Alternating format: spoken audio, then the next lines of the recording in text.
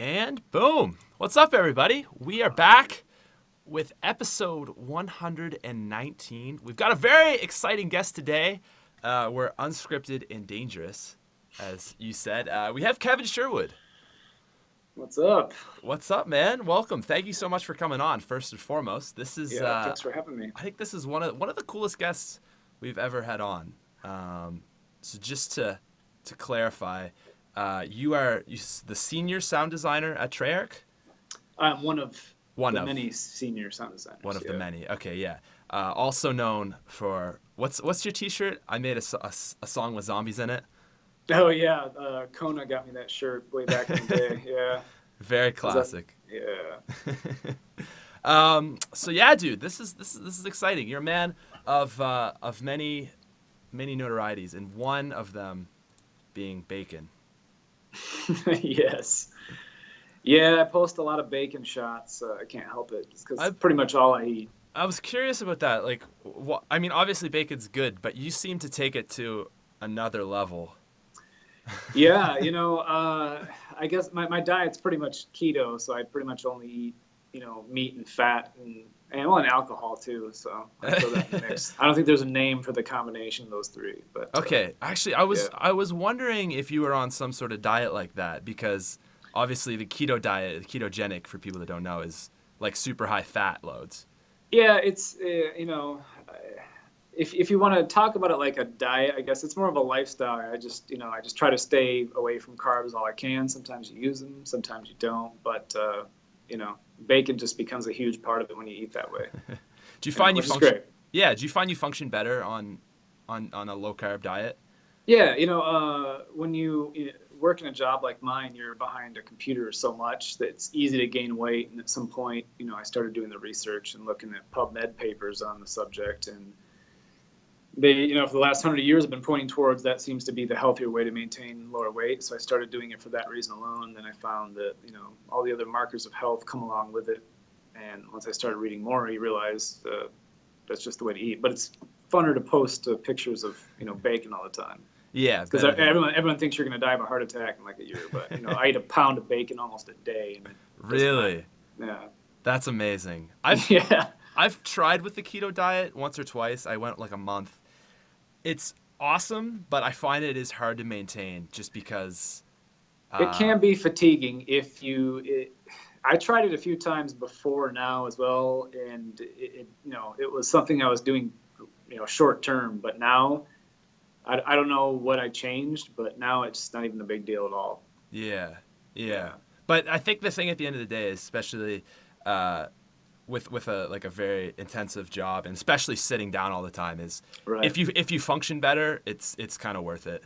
Right, and that's what it was all about, is being able to maintain long periods of sedentary lifestyle with not becoming a huge fat guy. So yeah, well, dude, I've seen the Treyarch, the kitchen that you guys have there, and I would get fat if I worked there. Yeah, dude. Yeah, I did.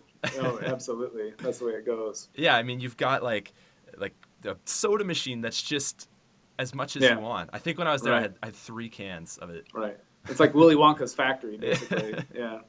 Yeah, no. But bacon is good. I was so curious about that, because I feel like the keto diet, it's something, it's a little lesser known, but right. it is something to definitely look into, especially when everyone tells you that's it.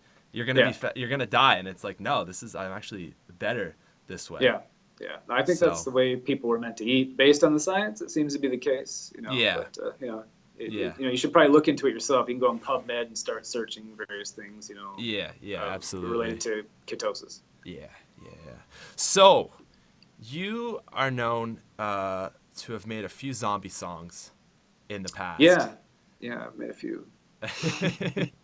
And that was one of the big things I kind of wanted to talk about today. So all day, honestly, I've just obviously I know like most of your songs because I play a lot of zombies. But I kind of I was doing like more and more research into it today, like kind of going a little more in depth, looking at lyrics, all that stuff. And one question that I kind of came up with that really struck me, that I never actually noticed before, is back in the World at War days, The first map had when you died, it was I think Lullaby for a Dead Man. Right. Is that right? Right. And then the Easter egg song for Verrucht is that song. Right. And then from there, it kind of repeated that process a little bit. So like the death song would be the next map song. Right. And I never realized that before. And I was like, how did that come to be? I was really curious about that. That was, I wish I had a better explanation for this, but when we did the first death song, which you're right was Lullaby, but it wasn't at the time. It wasn't anything. It was just, zombies came about and we were all playing it and realized, how amazing it was going to be. And they made a screen that would pan over the map when you would die. And when I saw it in my boss's office, who's Brian Toohey, who's another composer here, I said, what would be cool is just a music piece that plays, kind of like at your death. And I had a chord progression that I was messing around with at home. And, I grabbed my guitar, brought it in, recorded it real quick, and we threw it in there, and it was just cool. And that was going to be the end of it. There was no song. It was just that thing. Okay. That was literally it. And I put my guitar back in its case and figured, okay, I'll probably never open that again. But, when it came out, it became this thing. And then Brian had come back to me and said, you should make that into a song. And I told him, like, I can't make this into a song. There's no way. But, he pressed me. So I went home and I had like this $150 acoustic guitar my mom had bought me, for my birthday, like 6 years before that or something, that I just had laying around, and sat down and wrote some lyrics, wrote a melody, brought it in, grabbed my electric, and, I had some idea of what I wanted to do, but I didn't know, I didn't have a singer. I'm not a good singer, so I didn't know what to do. And Brian had known Elena, who was a producer on Bond at the time, I think, Like which James is also Bond? Treyarch. Yeah, James Bond Quantum of Solace was Oh, also being really? produced by Treyarch, yeah. Oh, I didn't know that. Okay. Yeah, he had known her from Luxoflux previously, I think. I might be getting this wrong. But she was over at Treyarch as a producer, and I didn't really know her, but he knew that she had sang and, wrote songs. So he brought her in, I talked to her, and I'm like, hey, this is kind of rock tune I want to get a girl to sing on. And we just tried it out and, put it in the game. And again, didn't think anything else of it, just kind of Okay. said this might be cool. Gotcha. And that's how it started. So I guess when you guys first made Knocked, which was kind of the original thing, was there a plan to make more after that first one? No, there wasn't a plan to make that one. Right. Like it was just in the end of, we're a company that was kind of known for the crunch cycle among developers. Crunch was rampant in video games across any developer. It was just the nature of the way the game studios went. But we were just doing this thing, and Chris Cowell, who's the lead of audio team, was talking about zombies, and then a guy named Jesse made the first kind of prototype map along with a dude named Austin Krause, and we had this game mode that was just floating around, and then everyone just started playing it. And when you're in the throes of crunch at the very end, no one's playing the game, everyone's running it, just trying to fix bugs and to get their assignments done. But there was something about it that everyone was staying late, even when they were already staying late, just to play. It was electric, it was just amazing. Yeah. So people were cool vibe. Right. People were just playing it because they wanted to try it out and have fun with it. Really? It was awesome. Wow. It had that base feeling of this is a game. This is something, unique that we just can't ignore. And, I've told this story so many times, but, Lamia, being the head of the studio at some point, had to see this and then had to answer to Activision for it.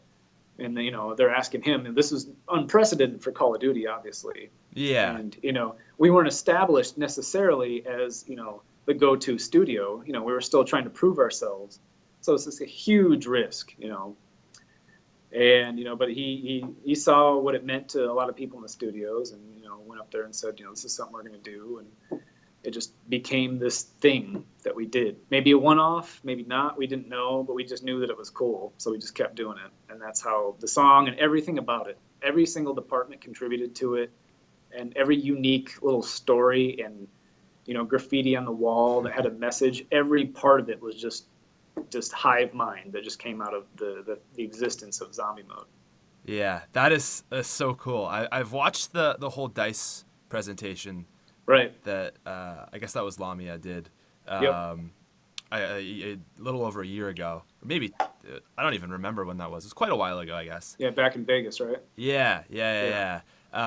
It is cool how that was. I mean, really, if you think about what Call of Duty was at the time, with Call of Duty 4 was like the like I Right. guess that won Game of the Year, and it was Yeah. really revolutionized Call of Duty. To go with that and really just completely switch it up with something like zombies was crazy at the time. I remember Right. my friend, he beat the campaign, and I didn't even have a PlayStation 3 at the time to play it. I had a PlayStation 2, and he's like, dude, there's a zombies mode. I'm like, in Call of Duty? Like, what? This is crazy. And then I remember we played it the first time, and he's like, yeah, I want to try campaign. I was like, no. Because I was just instantly hooked that first time I played it. Like, That's what was great about it too, that we loved is, there was no instructions. There was no, hint at it. It was just, if you waited, then you got this thing, and that was it. That's old school style Easter egg. There's no hand holding. There was just, here it is. Good luck. Yeah. No, it was great. I like that it was just basically at that time, it was how far can you make it into the map. Right. And then I remember like the original videos that I would search for on YouTube were like glitches and stuff like that. Right. All those barrier glitches and like hiding in the corner with the flamethrower and just getting to around 100 and stuff like that. But yeah, so was it like after the success of Knocked, you guys decided to do more? Yeah, I mean, like I said, it was kind of this thing that was, I guess we'll take a risk on putting this out in the actual game, but no one knew what was going to happen or how anyone would react to it. It was it was completely new. Nobody had any idea. And then once we saw that people were into it, then Verrückt kind of started getting made. Okay, cool. But everyone in the studio, they didn't care. They just wanted to start working on something else. It just lit a fire that was, previously not there. That's cool. Yeah. Yeah. So you started with Lullaby for a Dead Man, and then I'm just trying to think this through. So for Verrückt, the death screen was the one. Is that right? Yes. Yeah. So the secret song was Lullaby, and then the death screen was an excerpt from the one. Right. That's what you just said. Yeah. And then Shino Numa was the one Easter egg. Yeah. And that was the phone. You like clicked the phone a couple times. I remember. Yes. Yeah. And that was all Brian Toohey hooking that up and making that real. Like even the Verrückt Easter egg with the toilet flush. Yeah. Was all him as a nod to Sierra's Manhunter. Okay. There was a toilet flushing Easter egg, so that's how that came about. Okay, yes, yeah. There was the telephone on Shino Numa, right? And then Verrückt was you flushed the toilet like 3 times or something. Right, exactly. Okay, yeah. So the one that I guess I can kind of see how this makes sense now is I was looking into it and I was like, okay, so Lullaby for a Dead Man, and then it's in Verrückt, and then the one is in Shino Numa, and then Beauty of Annihilation is in Darice. But 115, I never even picked up in this, is in Darice. It's the death song of Darice. Yeah. Yeah. So like then 2 years later. There's a huge gap, right? Yeah. That was the first, we had introduced the whole death song to Easter egg concept for, what was it, Black Ops 1? Yes. Or no, WA. And then from Darice to Kino was a whole game cycle in between. So we stopped, and then we came back, and then, we continued the zombie mode. Yeah. And made 115 the actual Easter egg song. Okay, cool. So when you made 115, was there I guess you made the riff in WA, and then you just picked it back up then? Yeah, that's the funny thing. If you go back and listen to all those, the the riffs that you hear as the death songs don't sound as similar to the finished songs as they do obviously in the finished songs, because while I was writing the song that was to be the Easter egg song, I would, in the same session, write a riff, and that's it, and have no idea, and have to turn that into a song for the next time. Yeah. So I was committing myself to whatever that was to be the new song. Oh. For a while. Right. Yeah. So that's kind of tough. Yeah, it was really tough. You write this thing and you're like, this has to be part of, or a major part of the next song. Right. So once it goes out there, there's no turning back. Yeah. So what was that whole process like with just taking that riff and then turning it actually into a full song? In a way, songwriting in general is, writers talk about this too. The blank page is the scary part. When you don't have anything, you have to come up with an idea. Same like with a video on YouTube, you want to come up with something funny or cool or interesting, and you have the entire universe to choose from. Picking something is a difficult thing. So making a riff on the spot when I was writing another song actually helped that a little bit, because at least gave me some guidelines to stick to. Right. But we eventually stopped doing that pattern, and it became just the couple months before we had to ship the game, I have to write a complete song from nothing. It became a little bit more difficult. So actually, the earlier process was I guess relatively easier. Okay, because you at least had something to go off of. Right. Dang, that's interesting. So most of the songs, I guess the original ones you mostly did with Elena, right? Yeah, because we met up and decided to do this. It was just a weird mismatch. She doesn't really, she wasn't into. She was into a lot of cool and various genres of music, but not necessarily singing for a metal band, if you want to call it metal or whatever genre everyone labels it as. Yeah. But what were you gonna say? I was gonna say it's really interesting music because it's got that super hard guitar and everything, but then there's kind of the contrast with like her vocals. Yeah, it was. I always thought Zombies was that cool juxtaposition of the carnage and death versus the the human story. So I thought the music might benefit from being something similar to that. Right. Yeah. No. It's cool. It's I mean, I still when I go to the gym sometimes I'll put some of those songs on and it's just good, really. Heavy guitar. Yeah.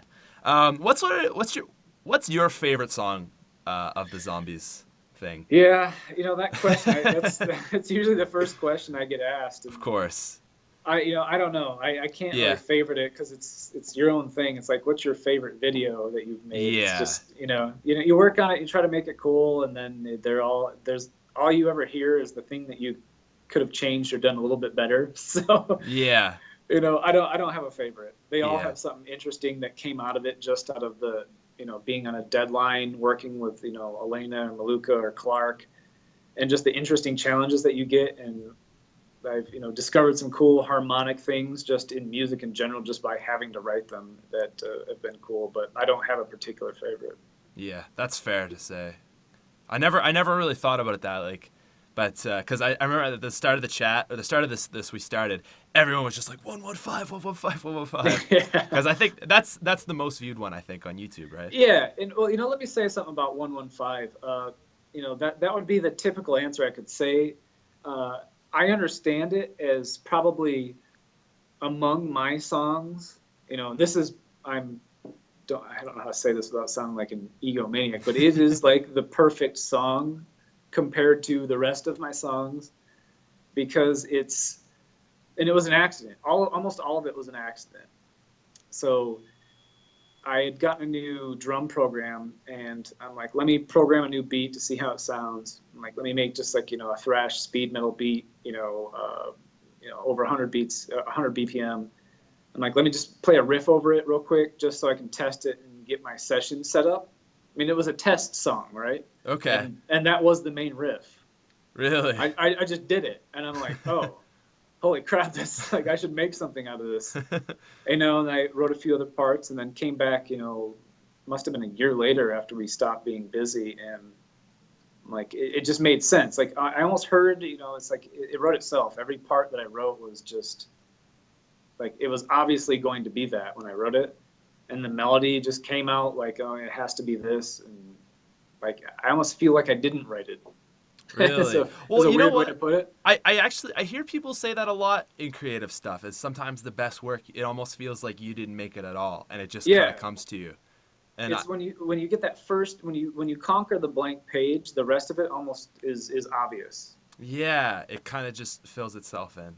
Yeah, Yeah, the that's how thing. it was. Yeah, the thing I like with that song, I like the vocals, how it kind of cuts back and forth between the screaming and the really Right. nice lyrics, because it's uh I mean, the way I kind of see it is like one's like the human and one's the zombie. I don't know if that's what it's supposed to be, but it's It. I just, mean, yeah, you I know. mean, yes. It's the the again juxtaposition of Yeah. melodic versus aggressive. Yeah. Yeah. Yeah, it's very very cool. The zombies Um is really bipolar, and that's the way that she acts in that song as well. yeah, exactly. What about as far as like other songs that have been in I guess uh like cut scenes, intros, anything like that? Would you say you have a favorite besides Uh, things you have made? So, like what, like Johnny Cash, like Rusty Cage, oh yeah, I mean that one. you know. Yeah, I mean Johnny Cash is awesome. Yeah. I mean, yeah. I mean, and he's doing a Soundgarden cover, so it's. Yeah. I mean, both. That's a fantastic mashup. Yeah. And of course, A7X is, you know, they're so into zombies. Like that was a really cool experience, is having them come in and Which one is that? Avenged Sevenfold. Oh, okay. Yeah, yeah, Yeah. A7X. Oh, I've never heard it that way. yeah. Yeah. They, they came in, and just said we love the zombies mode, and want to do something with it, and they talked to us a little bit about, what kind of vibe do we want, and we were like, whatever you want to do, you know. And they went away and they wrote, so they write so fast, which is astounding to me, is how quickly they went away as a band and came back with a song which was Not Ready to Die. And they even worked the menu theme into it, which was Damned. They took that and put it into the song, and then wrote an entire song around it, and it sounded like them, and it sounded like zombies, and it was really cool. Yeah. I mean, honestly, of any band I can think, they're a great addition to zombies. Yeah, definitely. Right? Like Shepherd of Fire for the Origins cinematic. Right. Right? It just fits so well, because it's Yeah. it starts so slow, and then, oh, what a song. Yeah. Yeah. They're one of the few metal bands that are using, some complex harmonies to their songs and progressions, where they're using, like melodic minor and things like that, which is a lot of stuff that I use too. And they recognized that when they came in. They already knew. We didn't have to say anything to them, and they just, started writing in the style almost immediately. Huh. So Avenged Sevenfold plays zombies. That's pretty cool. Yeah. Yeah. And they're good at it. Really? Yeah, they're really good. Do you play much zombies? Nowadays, I really don't. Yeah. I mean, I play the game. Well, the word play is kind of a stretch, but we run the game every single day when we're working on it, in order to to do our jobs. But once it comes out, we're usually prototyping or working on something else. So hardly any of us have any time to really just sit there and play. I've jumped in with Chucky, a couple times, and I let him teach me how to do the Easter egg without cheats, because I've never done it before. But it's not like the old days, in WoW, where we'd go home and play a lot. We just Right. don't have the free time to do it anymore. Yeah, that's fair. I mean, for me even, like I don't really play zombies on my free time, right? Right. Because it's like it's all I do all day, right? So people are like, oh, like my friends will be like, oh man, let's play a game of zombies, and I'll be like, well, I've kind of done that like all week. Like let's do something, Right. Yeah, right. Let's do something different. Right. But yeah, no, back in the day, it was definitely a different time. I mean, if you think how far zombies has come, really. Right. Well, Just- if you think about like when WoW came out, we kind of, I think I can claim this, we started the trend of the 4 DLCs. Because there was really only like one DLC that a lot of companies opposed to be a couple, 2, 4, 6 MP maps. Yeah. But it wasn't until we started releasing, zombie maps that we were like, oh, we can release another one and another one and another one. and then we, either shot ourselves in the foot or set up a precedent of, these massive DLC packages that we could send out. Right. I have a question. I'm not sure if you can even answer this. Was Keenan or Toten possibly going to be part of World at War? Possibly. Yeah. Okay.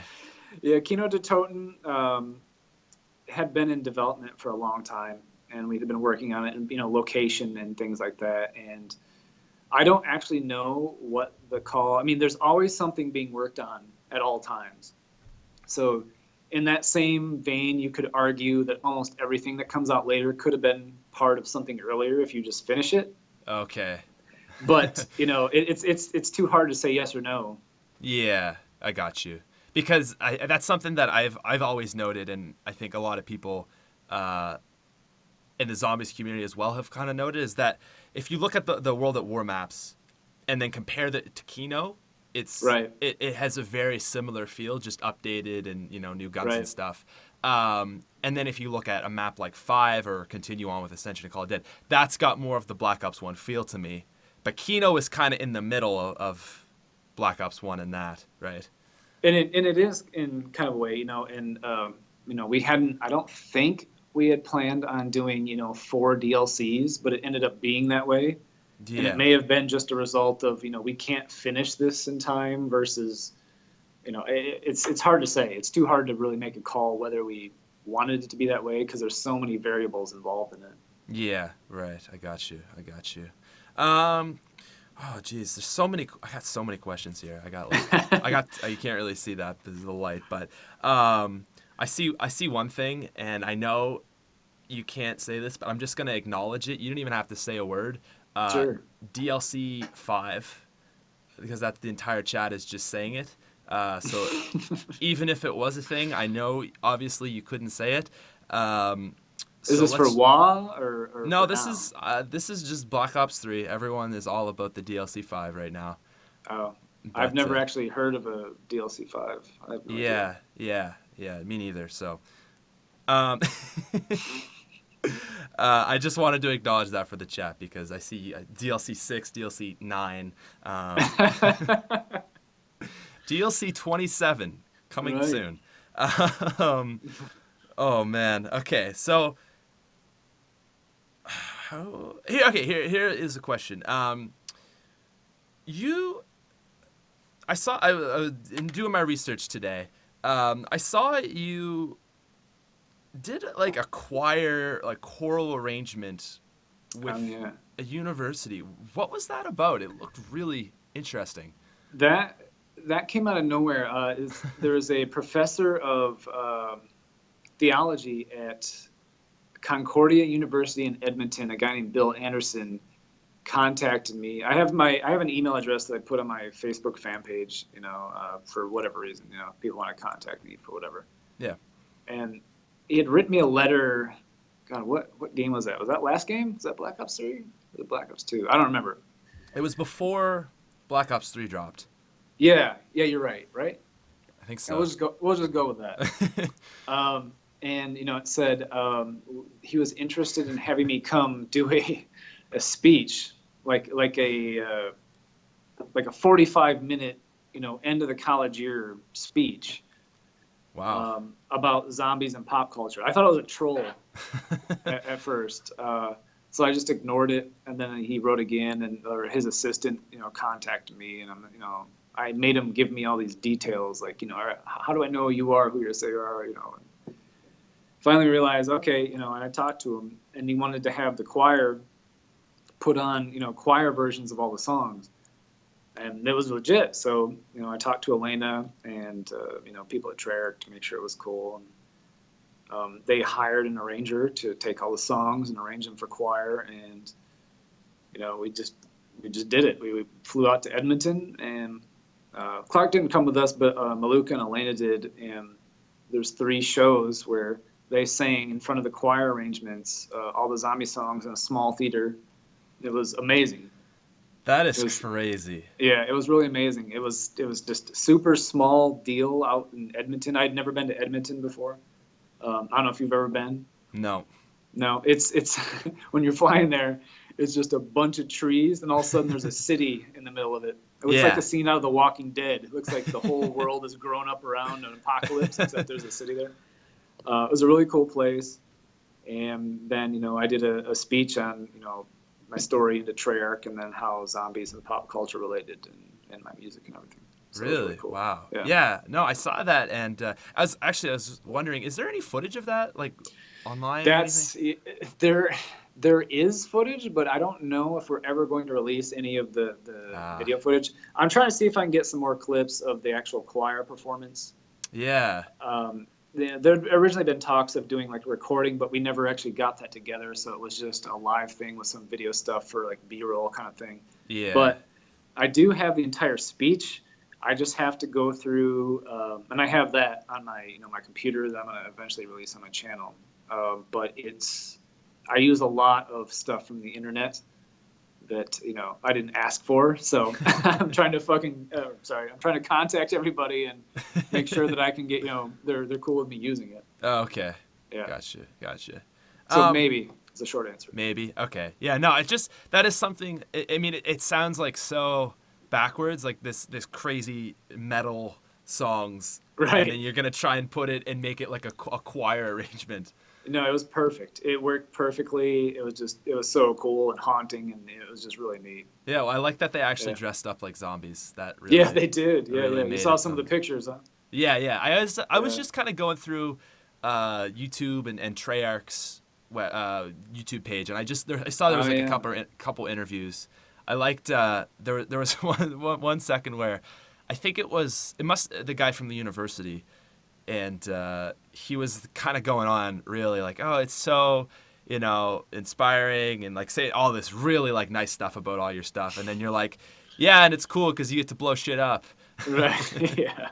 Yeah, that was Bill Anderson. Yeah, I Bill, remember him. okay, he Yeah. was he was the university the guy from the He was the, university he that was set the that up. yeah, he's the guy whose son was really into the music and who got him into it and arranged the whole thing. Okay. Yeah, so Okay. he's the dude responsible for that whole thing going on. He's a cool dude. Yeah. Yeah. So moving a little bit away from the songs and stuff, because I know you were Sure. saying before this, like your songwriting is 1% of what you do. That's true, yeah. Yeah. So you do, I mean, a ton of sound stuff as well. Right. So can you kind of take me through what that process is like? Yeah, sure.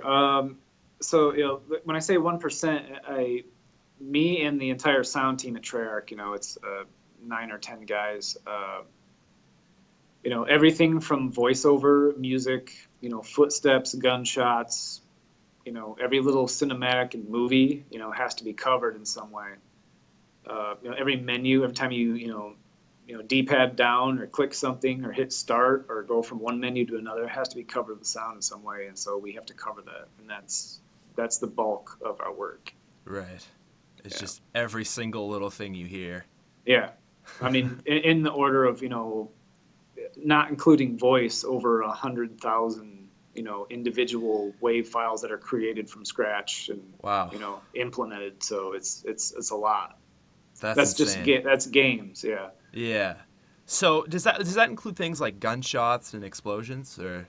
Yeah, yeah, especially gunshots and explosions. I Yeah. mean, we have a saying, Chris Cowell and Brian Toohey always say, the gun's got to go bang and the bomb's got to go boom. So we hire people to go out in the desert and record explosions and machine guns so that we can use them in the game.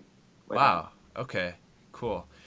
So okay, so with zombies, right? There's obviously sounds in zombies, and Yeah. with some of those sounds, there for certain things like Easter eggs, of course, right? Hmm. And I know with some Easter eggs and some of the steps, it's kept very secret, right? And some of like cutscenes and things like that. Do you ever have to make sound effects for things you don't know what you're making for? No, I mean, everyone here has signed an NDA to not disclose anything, Right. but there is some secrecy around how to make them work in the beginning. A lot because we don't know what it's going to be yet, but once we start working on it, we have to know how to do it. Right. Okay. So, yeah, especially with the sound team. I mean, most of us in the sound team have been here almost a decade. So, Yeah. nobody's leaking shit from our team. You're like, yeah, you're gonna like start a YouTube channel, like be a zombies Yeah. YouTuber, be like, guys, I got the first step here, Right. get all those juicy YouTube views. Yeah. Yeah. So when we do that kind of stuff, it's we usually have a document. I mean, there's instructions that we get from somewhere, and those are all very locked down and secret. Yeah. But usually memorize them and then go back to our desks, and it's word of mouth how to do them. Okay. So that's the security internally, but everyone's really careful about that kind of stuff. Of course, yeah. Yeah. I remember. I think you were saying you streamed with Chucky, and I was talking to him about that actually, and he was saying like, you're like, I cannot confirm or deny if this is the next step. And that's probably actually literally true. Yeah. Because it's by this time, the steps. I mean, it's become so complicated that sometimes the team will be, these guys will be working on steps 1 through 4, and these guys will be, 5 through 10, and then they might not know how to do each other's steps. So by the time we go home, I have to sometimes text somebody like, "What's the next step on this? How do I do this?" Right.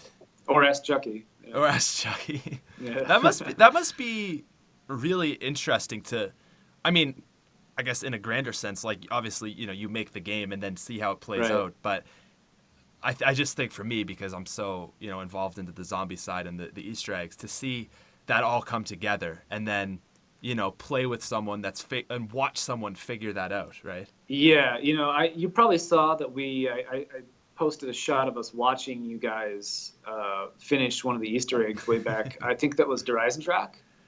Yes. I remember that. I don't know what it was for, but it was that first one, and we were all in my office, and there was the live stream. I can't remember who was in it. I'm pretty sure Chucky was in it.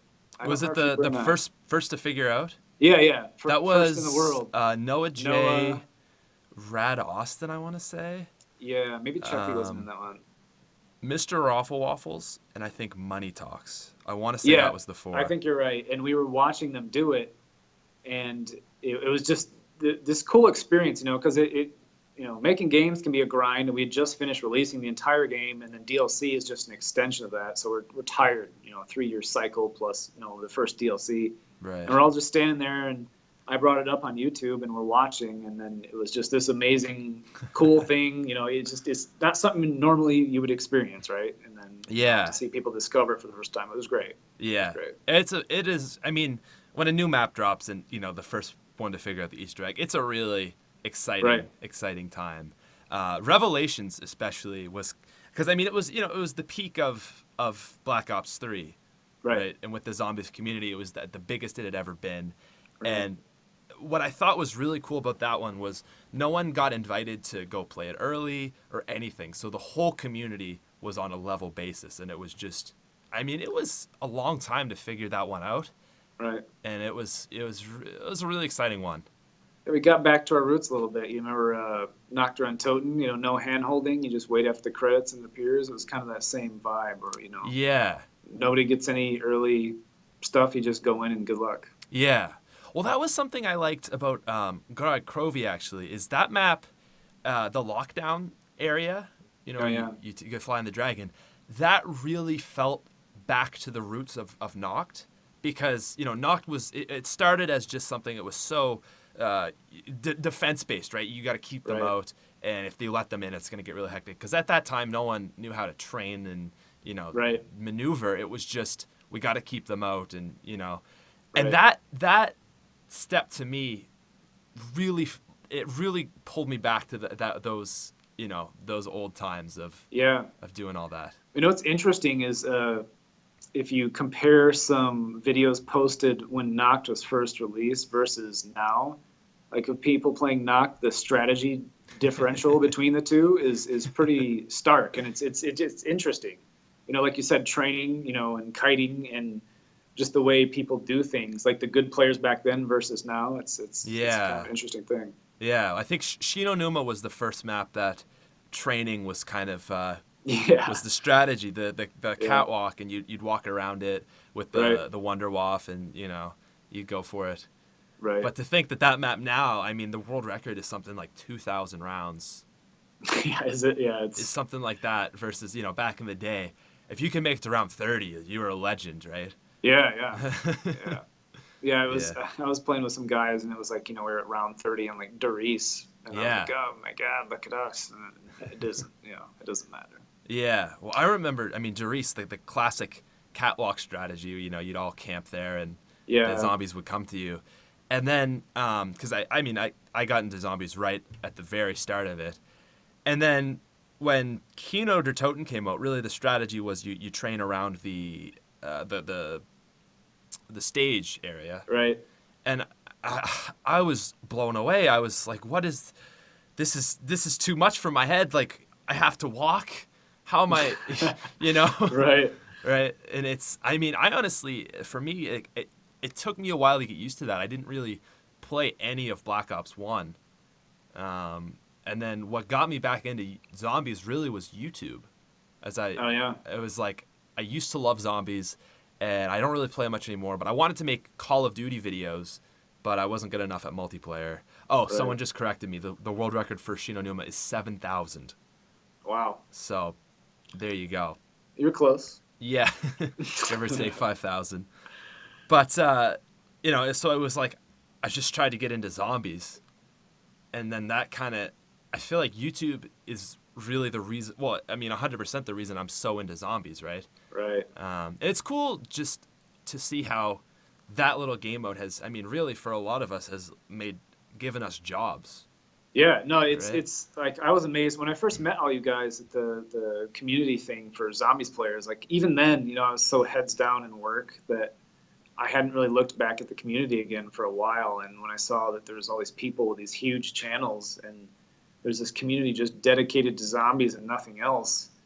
It literally. You guys have a Z house. You do nothing but zombie videos, and there's a lot, and it's amazing.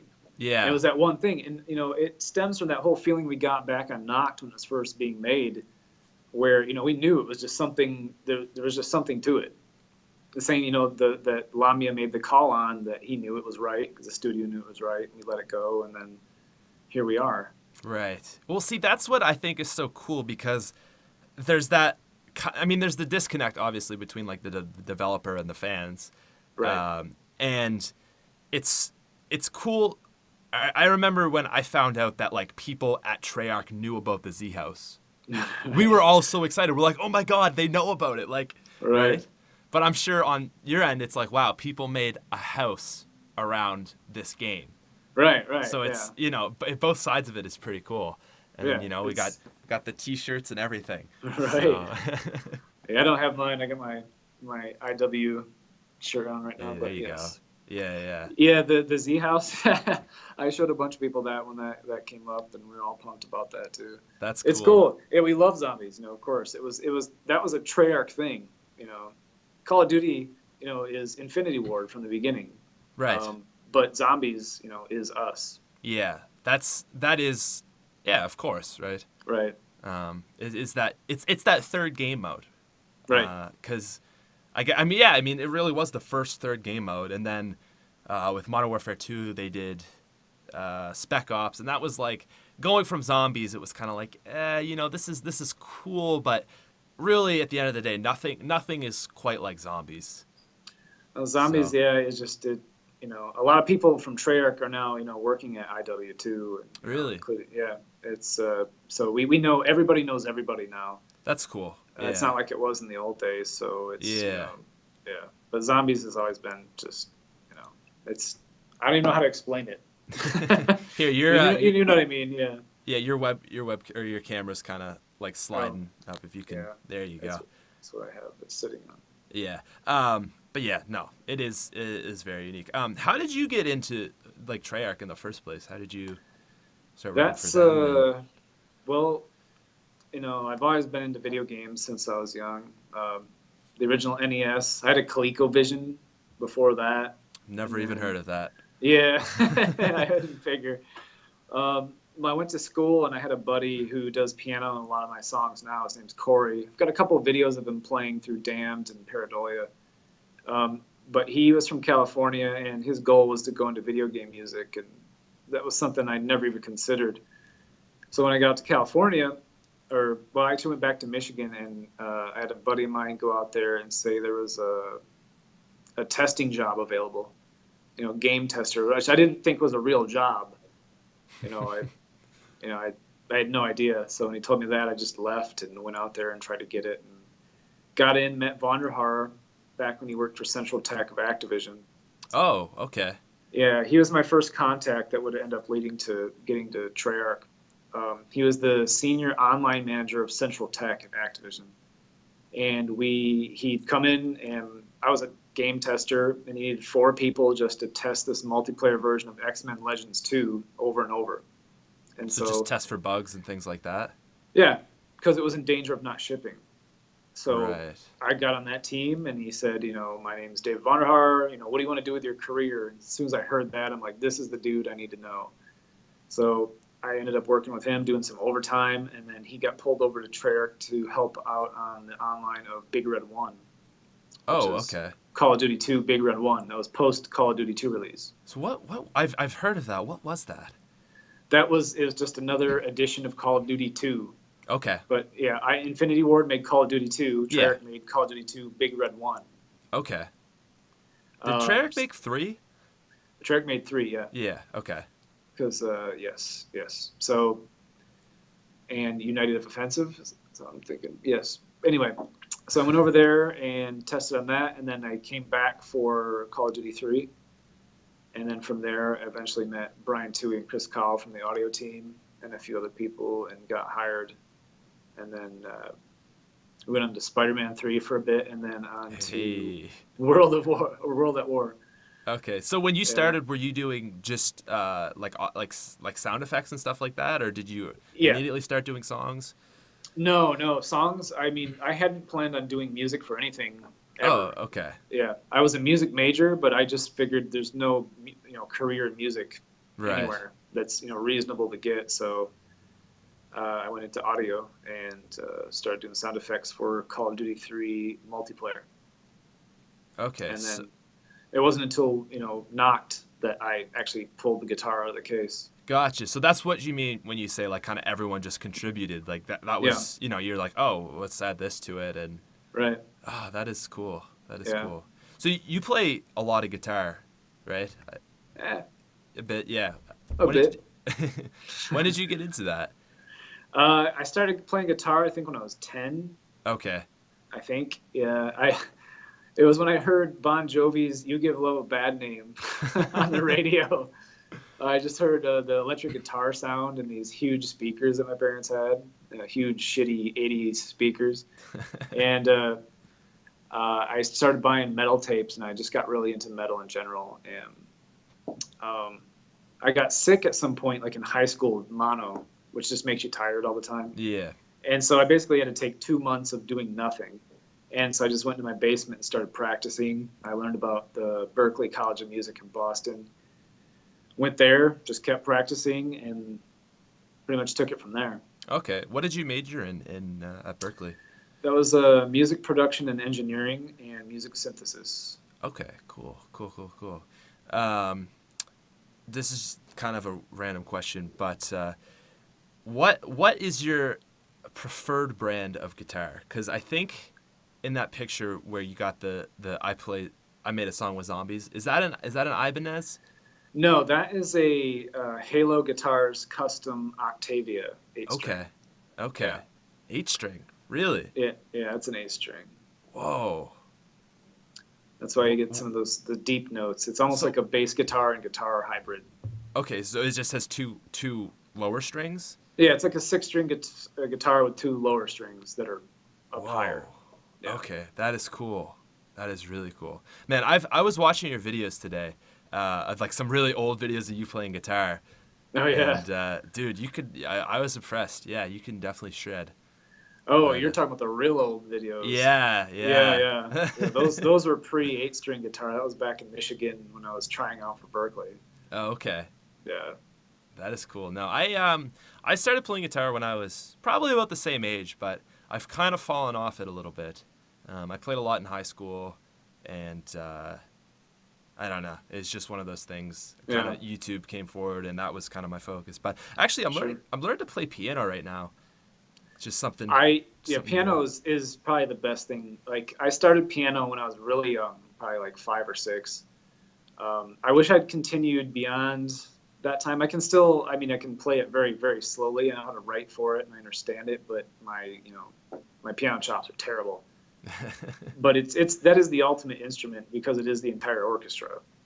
Right. So if you can write and play in piano, you can write for anything. Yeah. Okay. I find the transition from guitar to piano was really easy.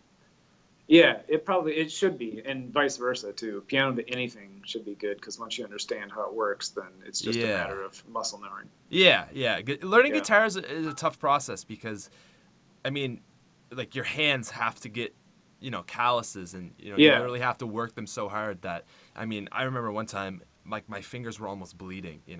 Yeah, that happens. Yeah, it can be painful. Yeah. But piano is, I mean, it's.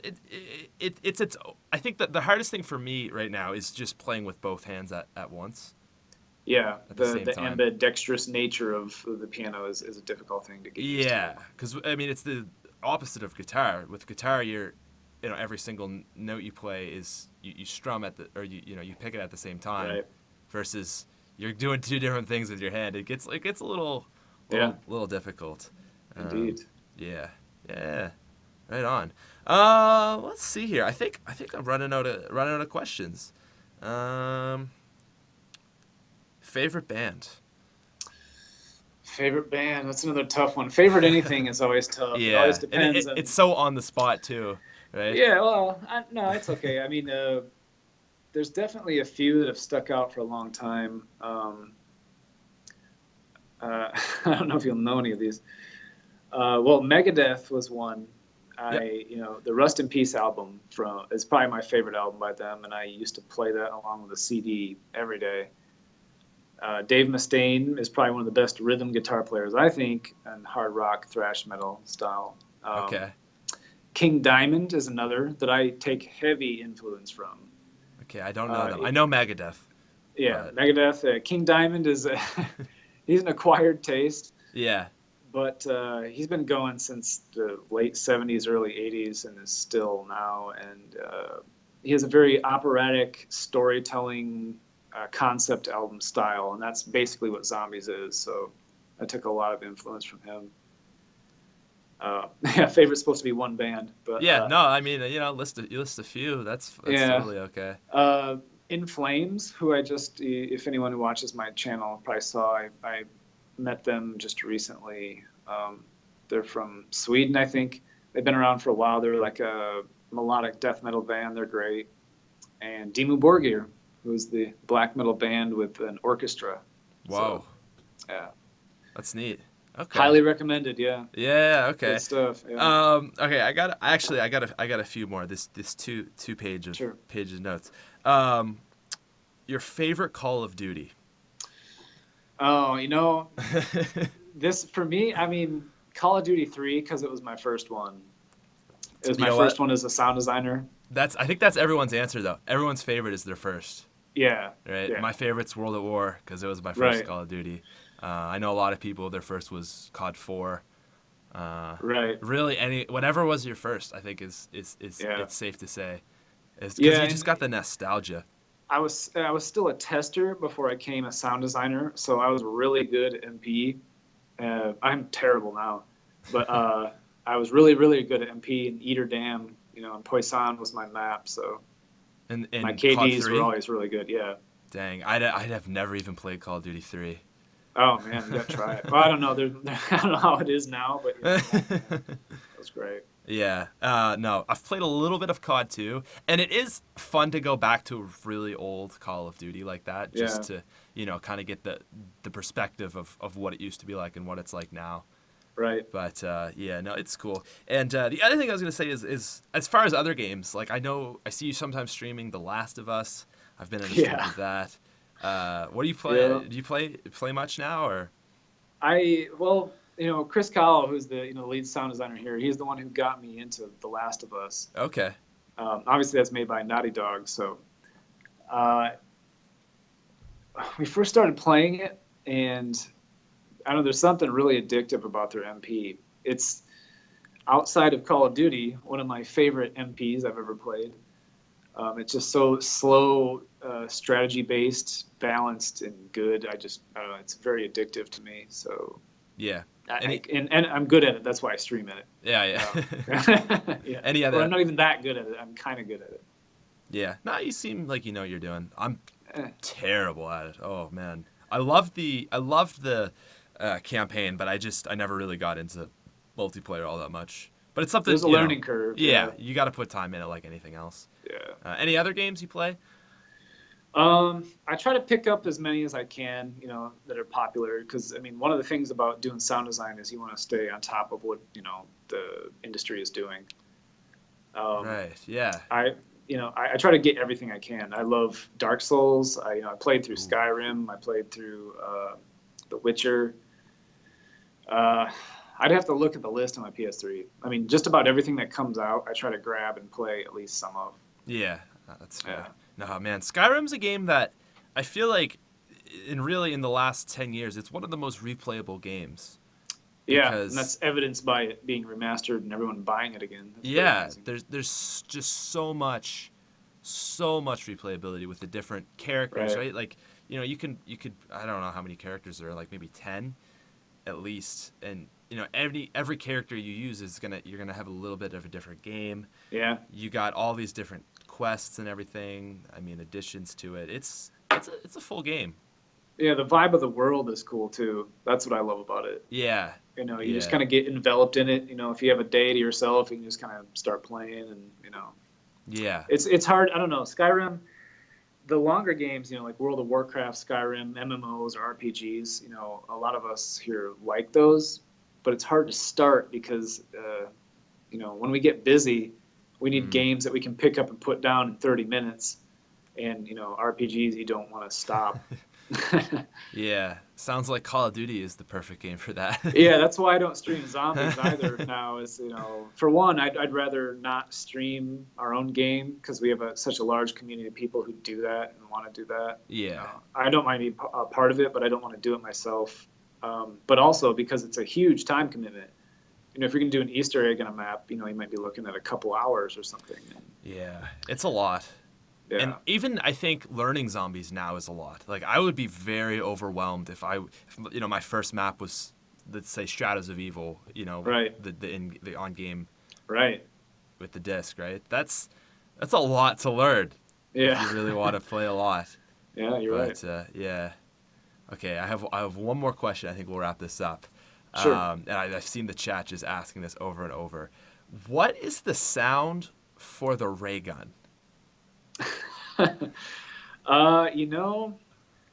It's some material that when you're a sound designer, you have to use material from libraries in order to combine them to make other stuff. I don't remember what it was. I think it was either Brian Toohey or Colin Ayers that made that, and I'll have to ask them. I don't remember. I don't know if they'll remember. Yeah. Any other notable sounds from zombies that you can think of? Just not like legally. Weird. Yeah. Fair enough. All right, I'll take that for what it's worth. All right. Well, that was really cool to sit down and just talk about this. Someone that you've been with Treyarch, I think, over 10 years now, and obviously you have a lot. Decade. Yeah, you have a lot of experience with it, and from my personal experience, it's cool to do this for my podcast, but it's also like just such a it's such a cool thing to do, just to sit down with someone that I've played the games, and then just have this kind of come full circle to actually be able to sit down and talk about it is pretty neat. Indeed. Yeah. All right. Well, ladies and gentlemen, people, if you guys want to go follow Kevin on Twitter for lots of bacony goodness. Lots of bacony goodness. All those keto gains. You can find him down in the description. He's there. That was episode 119. Other than that, I think we're good. I think we wrapped it up nicely. Hit that hour right on the ball. So thank you so much for coming on. And thanks for having me, man. Absolutely. All right. Bye, everybody.